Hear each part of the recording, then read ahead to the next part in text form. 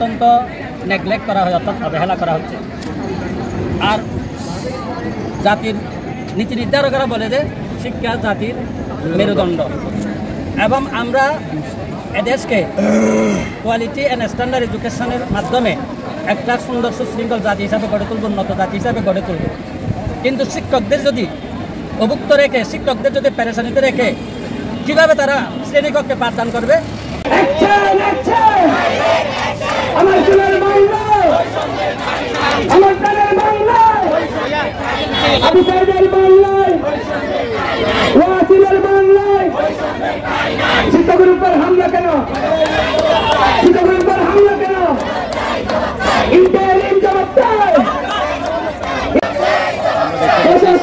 স্লোগানে মুখর কক্সবাজারের শিক্ষক, শিক্ষার্থী এবং গণ অভ্যুত্থানের নেতৃত্ব দেওয়া শিক্ষার্থী যারা রয়েছেন তাদেরকে আমরা এখানে দেখতে পাচ্ছি।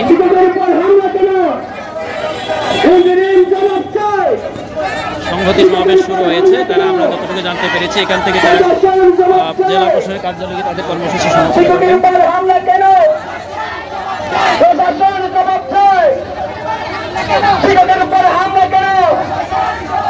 শিক্ষকের দাবি মানতে হবে, শিক্ষকের দাবি মানতে হবে। আমরা বড় আন্দোলন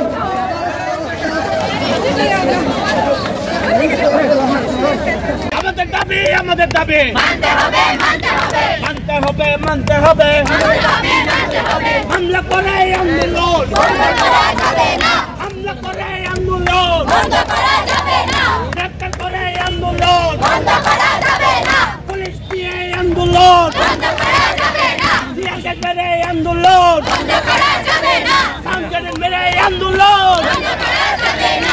শিক্ষকদের কান্না, এই আমাদের 20% বাসা ভাড়ার জন্য সমস্ত শিক্ষক ঢাকায় গিয়ে হাজারি করছে, অথচ দেখার মতো কেউ নাই। এই যে পুলিশের নেককারজনক হামলার আমি তীব্র প্রতিবাদ জানাচ্ছি। আমাদের সহকর্মীরা রাস্তায় শুয়ে আছে, অথচ একটা শান্তিপূর্ণ মিছিলে তারা অংশগ্রহণ করেছিল। পুলিশ নেককারজনকভাবে হামলা করেছে, আমি এর তীব্র প্রতিবাদ জানাই।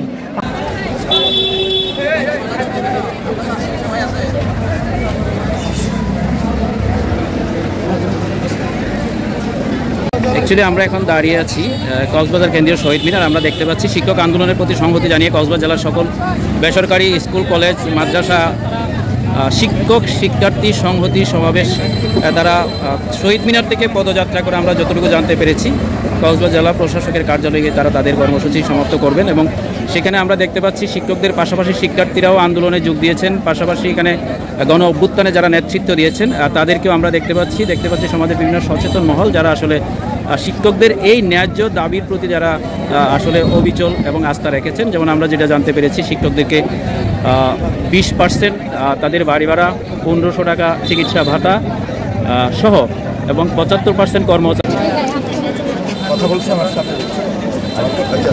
বিসমিল্লাহির রহমানির রহিম।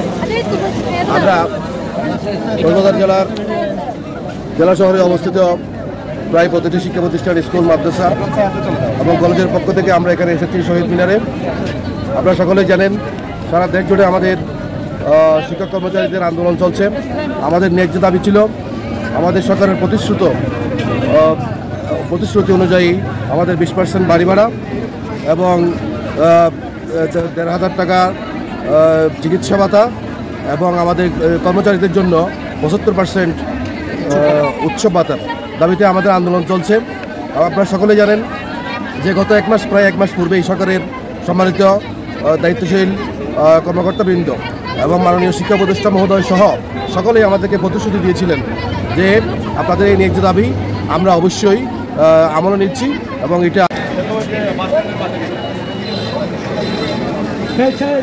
এমপিভুক্ত শিক্ষকদের 20% বাসা ভাড়া, 1500 টাকা চিকিৎসা ভাতা এবং কর্মচারীদের 75% উৎসব ভাতার প্রজ্ঞাপন জারির দাবিতে আসলে সারা বাংলাদেশের শিক্ষকদের সাথে সংহতি প্রকাশ করে কক্সবাজার কেন্দ্রীয় শহীদ মিনারে আমরা দেখতে পাচ্ছি বিভিন্ন শিক্ষা প্রতিষ্ঠানের শিক্ষার্থী শিক্ষকদের সাথে সংহতি প্রকাশ করে এখানে তারা আন্দোলন চালিয়ে যাচ্ছেন এবং আন্দোলনে সংহতি প্রকাশ করেছেন। আমরা দেখতে পাচ্ছি এখানে কক্সবাজারের এমপিভুক্ত বিভিন্ন শিক্ষা প্রতিষ্ঠানের শিক্ষক এবং শিক্ষার্থীদেরকে আমরা দেখতে পাচ্ছি কক্সবাজার কেন্দ্রীয় শহীদ মিনারে আসলে ওনারা দাঁড়িয়েছেন তাদের ন্যায্য অধিকার আদায়ের জন্য।